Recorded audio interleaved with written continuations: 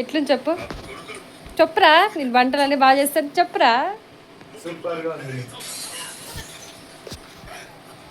Hi friends, ఈరోజు గరిటతో వచ్చింది ఏం ప్రయోగాలు చేస్తుంది అనుకుంటున్నారా?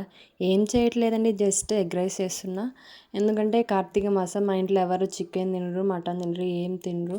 ఇంకా నేను రేపు హాస్టల్కి వెళ్ళిపోతాను. ఇంకా హాస్టల్లో ఫుడ్ ఏం తింటుంది పాపం, సన్నగా అయిపోయిందని మా అమ్మ ఎగ్ చేసుకోండి, నువ్వు నీ తమ్ముడు ఎగ్ రైస్ చేసుకోండి, మేమేం తినము అన్నారు. సో అందుకని ఎగ్ రైస్ చేస్తున్నా. ఎగ్ని మనం బాగా బీట్ చేసుకుంటేనే అది ఫ్లఫీగా వస్తుంది అనమాట.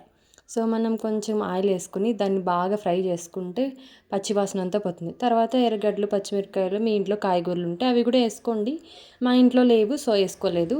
తర్వాత ఇంకేముంది, ఇంకా బాగా బ్రౌనిష్గా వచ్చిన తర్వాత రైస్ వేయాలి. మీకు ముందుగానే కావాలంటే కారం వేసుకోవచ్చు, కానీ నేను మాత్రం రైస్ మీద వేస్తాను. ఎందుకంటే బయట చూస్తాం కదా, సో అట్లా చేద్దామని ట్రై చేశాను. దాని మీద వేసాను కారం, ఉప్పు అవన్నీ వేసాను. తర్వాత సో రైస్ని బాగా హీట్ చేసుకొని మంచిగా వేడి వేడిగా కనిపించాలని కొంచెం కొత్తిమీర, కరివేపాకు వేసా.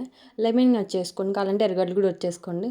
ఎర్రగడ్డలతో తినడం నాకు ఇష్టం లేదు, ఇంకా లెమన్ ఉంది కాబట్టి లెమన్ వచ్చేసిన.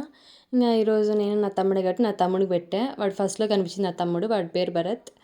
అండ్ మొన్న వాడిదే బర్త్డే జరిగింది. సో ఇంకా బాగా ఫ్రై చేసి ఈరోజు మా నాన్న మా అమ్మ మిస్ అయ్యారు, నేను ఎంత బాగా చేశానో వంట ఈరోజు. సరేలే, ఇంకేముంది, ఇంకా మన ఛానల్ని సబ్స్క్రైబ్ చేసుకోలేదా ఇంకా మీరు? వెళ్ళండి, వెళ్ళి త్వరగా సబ్స్క్రైబ్ చేసుకోండి, లైక్ చేయండి, షేర్ చేయండి. అసలు మీరు లైక్సే చేయట్లేదండి, సబ్స్క్రైబ్లు కూడా చేపిస్తలేదు. ఇక ఫస్ట్లో వేసాయి కదా జీలకర్ర, ఆవాలు, అసలు మా అమ్మ వేస్తే ఒప్పుకోదు, ఎందుకంటే వీటిలోకి అంతగా సెట్ కావు.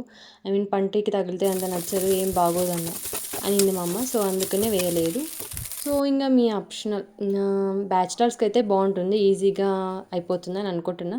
ఓకే, సబ్స్క్రైబ్ చేయండి. ఓకే బాయ్ ఫ్రెండ్స్, ఇట్లు మీ మాన్సా.